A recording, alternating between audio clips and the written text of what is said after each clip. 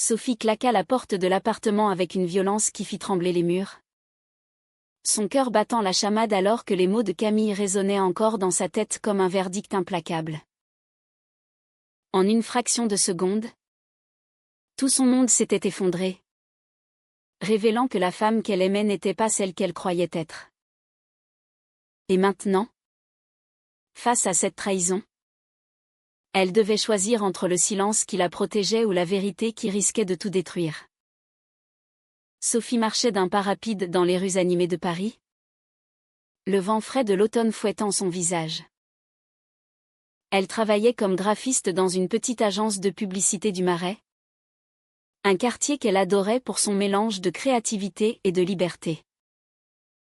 À 28 ans, elle avait toujours navigué entre deux mondes, celui de sa famille conservatrice de la banlieue lyonnaise, où l'homosexualité était un tabou innommable, et son propre univers intérieur, où elle assumait discrètement son attirance pour les femmes.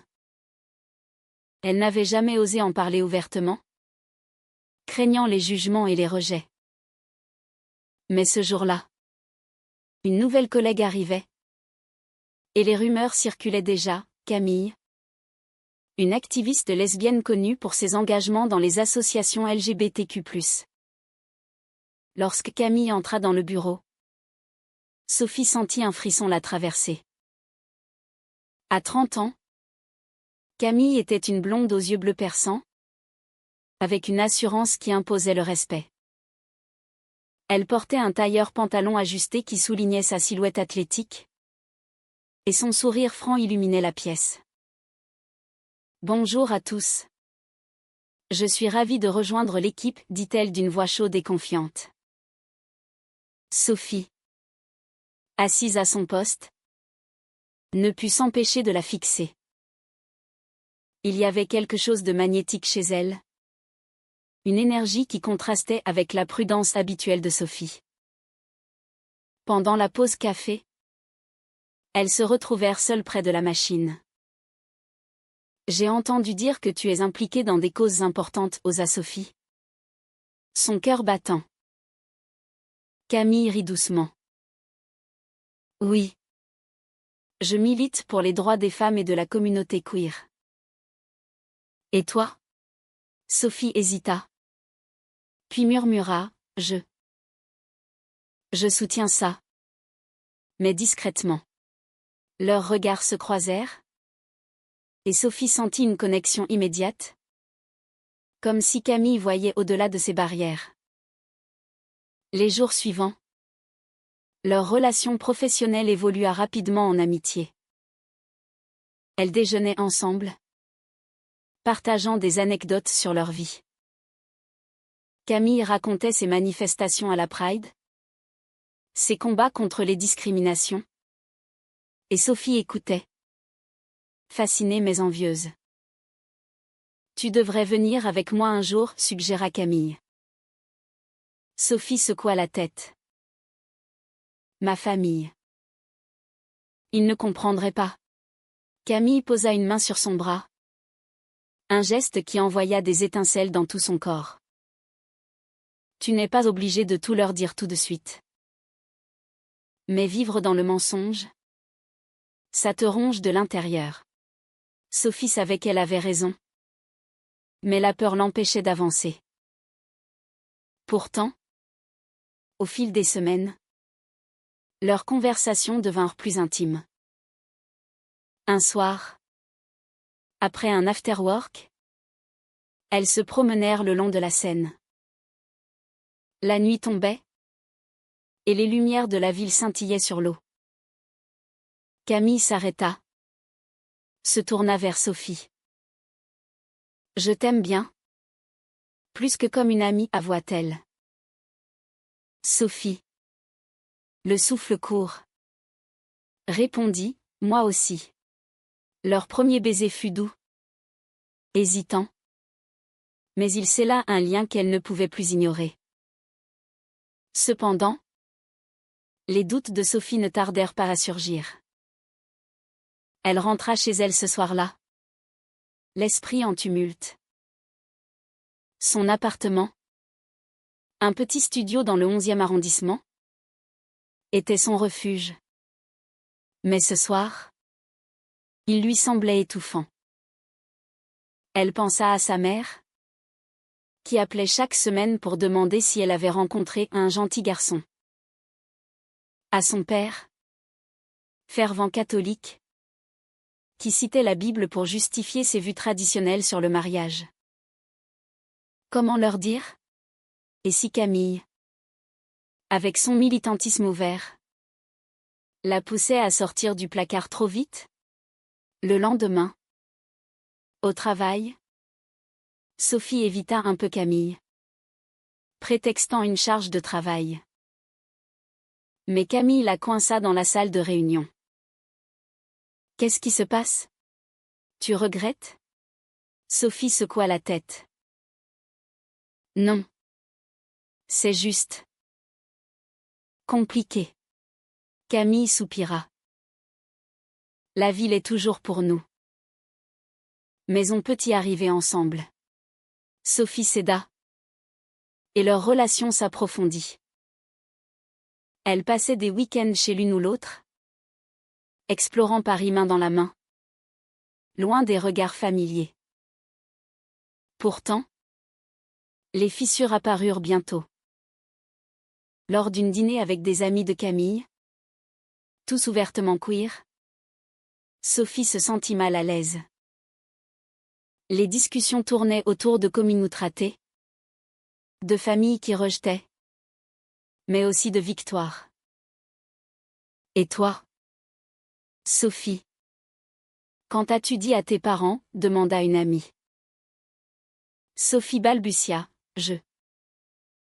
Pas encore. Un silence gêné s'installa. Et Camille intervint, chacun son rythme. Mais Sophie vit le doute dans ses yeux. Plus tard, seule avec Camille, elle explosa, je ne suis pas prête. Tu ne comprends pas la pression que j'ai. Camille répliqua, et toi? Tu ne vois pas que cacher qui tu es. C'est comme me cacher moi aussi? Leur première dispute marqua le début des tensions. Sophie rentra chez elle en larmes, se demandant si cette relation valait le risque de tout perdre. Les mois passèrent, et leur amour grandit malgré les obstacles. Camille encourageait Sophie à être plus authentique, l'invitant à des événements discrets.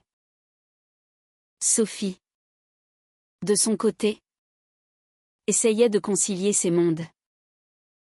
Mais un appel de sa sœur changea tout. Maman veut que tu viennes pour Noël. Et elle parle d'un ami de papa qui a une fille. Enfin. Tu sais. Sophie paniqua. Devait-elle amener Camille? Non. Impossible. Elle décida d'y aller seule, prétextant à Camille un voyage d'affaires. Pourquoi mentir? Demanda Camille. Blessée. Parce que je ne suis pas comme toi. Ma famille me renierait. Camille hocha la tête, mais son regard était distant. Ce mensonge creusa un fossé entre elles. À Noël, chez ses parents à Lyon, Sophie se sentit comme une imposture. Les discussions sur les voisins qui vivent empêchés la faisaient grincer des dents. Elle texta Camille en secret, mais les réponses étaient froides. De retour à Paris, elle trouva Camille distante. J'ai besoin d'espace, dit Camille. Sophie, dévastée, insista, ne me laisse pas. Elles se réconcilièrent, mais la confiance était ébranlée. Sophie commença à se questionner, était-ce de l'amour ou une dépendance? Camille, de son côté, luttait contre son propre passé, une ex qu'il avait quittée pour une vie normale. Elle ne voulait pas revivre ça. Puis vint le choc. Un soir, Sophie rentra plus tôt et surprit Camille au téléphone. Oui. Je gère la situation. Elle n'est pas prête? Mais je peux la pousser. Sophie écouta. Le cœur serré. Camille parlait à une amie activiste, si je la fais sortir du placard, ça fera un bon témoignage pour notre campagne. Sophie entra en furie. Tu m'utilises pour ton militantisme? Camille nia. Mais les mots étaient sortis. Ce n'est pas ça. J'essaie de t'aider. Mais Sophie ne croyait plus. Elle partit en claquant la porte, laissant Camille seule avec ses regrets. Les jours suivants furent un tourbillon de douleur pour Sophie. Elle évitait Camille au travail, demandant un transfert de département. L'agence, petite, rendait cela impossible sans explication. Sophie se confia à une collègue de confiance, Marie, qui l'écouta sans juger. Tu mérites quelqu'un qui te respecte vraiment, dit Marie. Mais Sophie doutait, avait-elle mal interprété? Non. Les mots de Camille résonnaient encore. Elle passa des nuits blanches, revivant leurs moments heureux, les promenades au jardin des Tuileries, les rires partagés, les baisers volés. Pourtant, la trahison la rongeait. Elle décida de confronter Camille une dernière fois. Elles se retrouvèrent dans un café près de la Bastille, un endroit neutre. Camille arriva les yeux rougis. Je suis désolée, Sophie. Ce que tu as entendu, ce n'était pas ce que tu crois. Sophie croisa les bras. Explique-toi alors.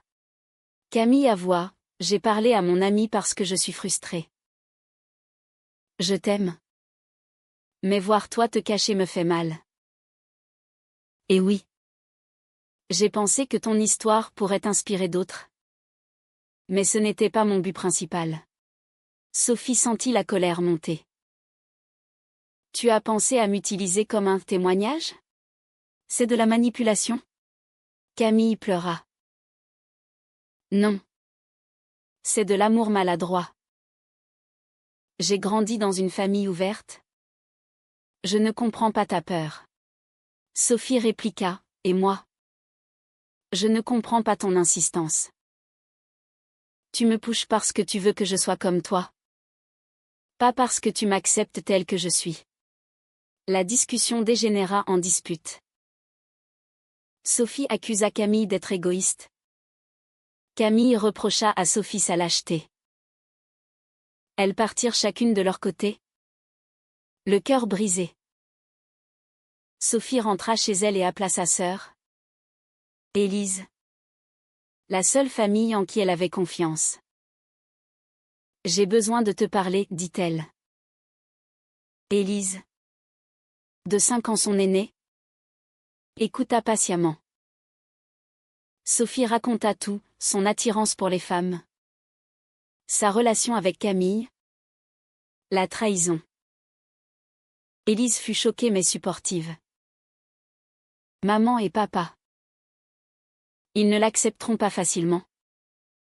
Mais tu es ma sœur. Je t'aiderai. Pour la première fois. Sophie se sentit moins seule. Mais la décision pesait, devait-elle tout révéler à ses parents? Au travail? La tension était palpable. Camille demanda un congé, prétextant un burn-out. Sophie, de son côté, plongea dans le boulot pour oublier. Mais un événement la força à affronter la réalité. L'agence organisa une soirée caritative pour les droits LGBTQ+. Et Sophie fut invitée. Elle hésita. Mais Marie l'encouragea. Sur place, elle vit Camille, intervenant sur scène. Nous devons lutter contre les discriminations internes aussi, dit Camille, ses yeux croisant ceux de Sophie. Après, elles parlèrent. Je regrette tout, murmura Camille. Sophie, émue, répondit, moi aussi. Mais on a besoin de temps. Elles s'embrassèrent. Une réconciliation fragile. Pourtant, les problèmes persistèrent. Sophie décida de tester les eaux avec sa famille. Lors d'un appel, elle mentionna une amie spéciale. Sa mère s'emballa, enfin. Amène-la à la maison. Sophie paniqua et raccrocha. Camille, apprenant ça, insista, dis-leur la vérité. Sophie explosa, et s'il me rejette? Tu perds quoi? Toi? Camille admit, rien. Comparé à toi. Mais vivre dans le mensonge, c'est te perdre toi-même. Sophie réfléchit longuement. Elle consulta une thérapeute spécialisée en identité queer. Vos conflits viennent de vos expériences différentes, expliqua la psy. Sophie. Vous avez peur du rejet, Camille? Vous avez peur de l'inauthenticité. Ces sessions aidèrent Sophie à explorer ses peurs. Mais un nouveau coup frappa. Camille reçut une offre d'emploi à Berlin. Pour une ING. C'est une opportunité? Mais je ne partirai pas sans toi, dit-elle. Sophie fut déchirée. Accepter signifiait tout quitter, y compris sa famille. Refuser, c'était perdre Camille. Elle choisit de refuser, arguant qu'elle n'était pas prête. Camille, blessée, accepta l'offre. Je t'aime. Mais je ne peux pas attendre éternellement. Leur rupture fut dévastatrice. Sophie pleura des jours, se sentant coupable. Avait-elle fait le bon choix? Élise vint à Paris pour la soutenir. Tu dois leur dire? Pour ton bien. Sophie acquiesça. Lors d'un week-end familial, elle rassembla son courage. Autour de la table, elle annonça, je suis lesbienne. Le silence fut assourdissant. Son père se leva. Furieux, c'est contre nature. Sors d'ici. Sa mère pleura, comment as-tu pu nous faire ça? Élise intervint, c'est ma sœur.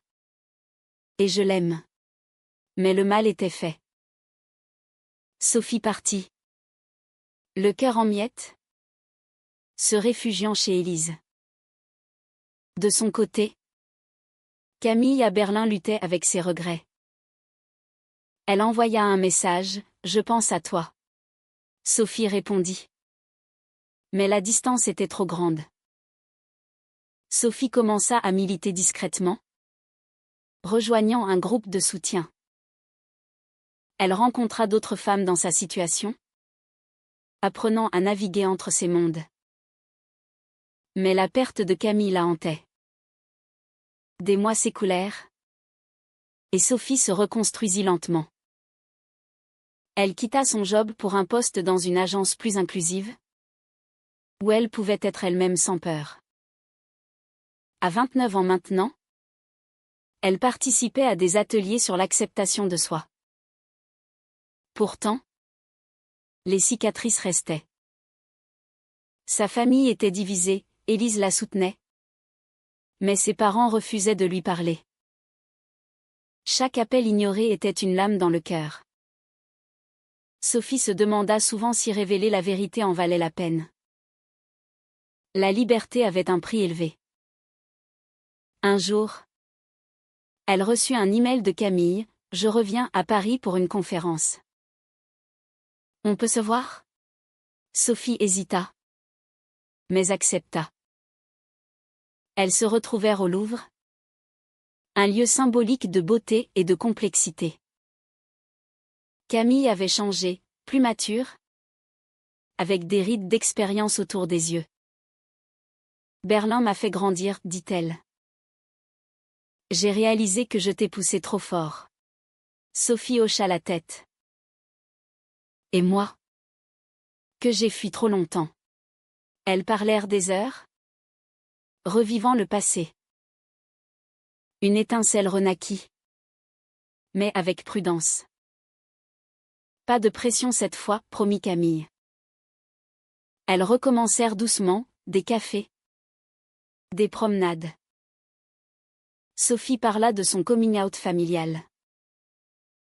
C'était dur, mais libérateur. Camille admira son courage. Pourtant, de nouveaux conflits surgirent. Camille voulait s'engager publiquement. Sophie préférait la discrétion. Lors d'une manifestation, Camille insista pour que Sophie vienne. C'est important. Sophie refusa, je ne suis pas prête pour ça. Camille soupira, toujours la même chose. La tension remonta. Puis, un trahison plus profonde émergea. Sophie découvrit que Camille avait partagé leur histoire dans un podcast anonyme. Comme exemple de relation compliquée par le closeting.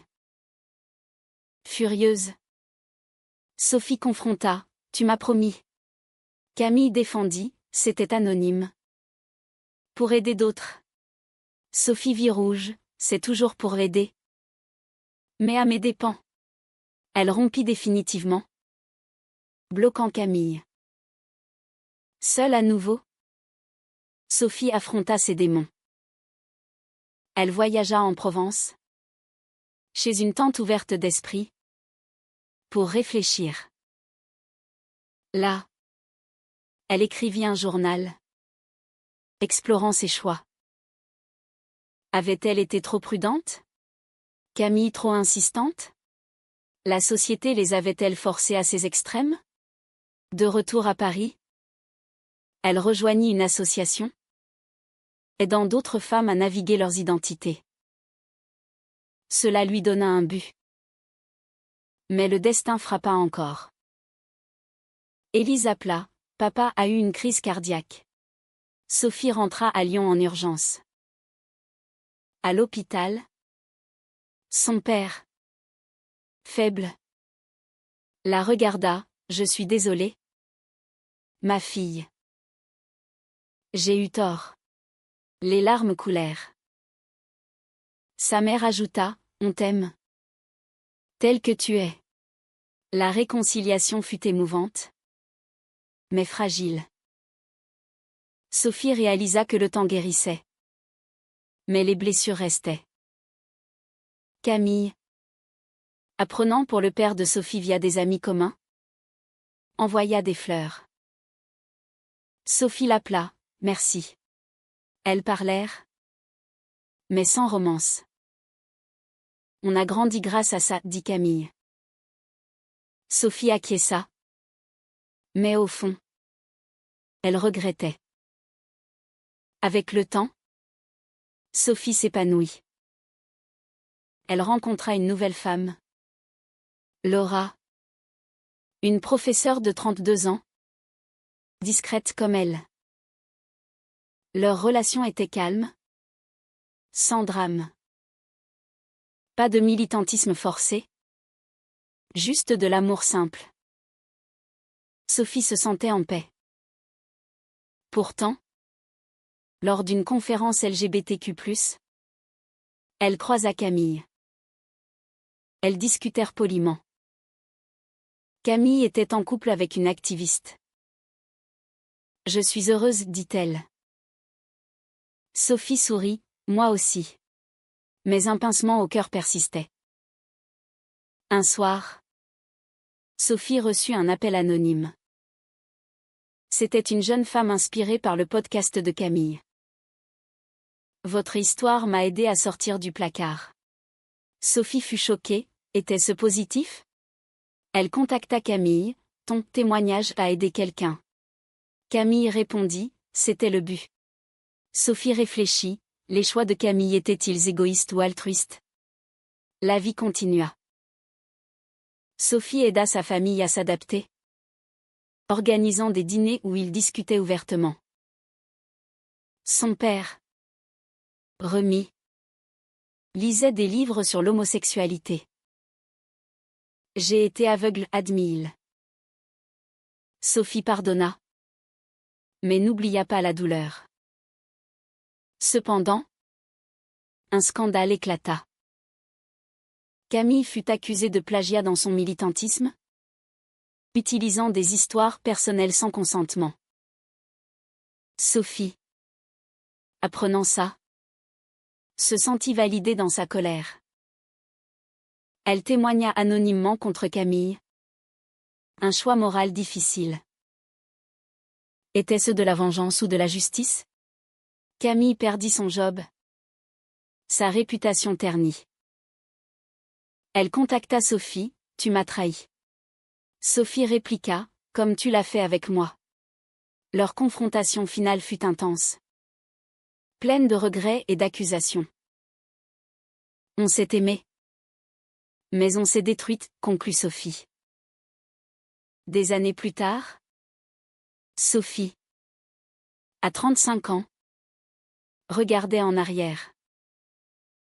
Elle était mariée à Laura, avec une vie stable. Sa famille l'acceptait pleinement. Camille avait rebondi, fondant une nouvelle association plus éthique. Elles ne se parlaient plus. Mais Sophie se demandait souvent, les dommages étaient-ils inévitables? Dans cette histoire de amour et de trahison, où les mondes collisionnent, une question persiste, est-il juste de pousser quelqu'un à sortir du placard pour le bien commun? Ou cela relève-t-il toujours d'une manipulation personnelle?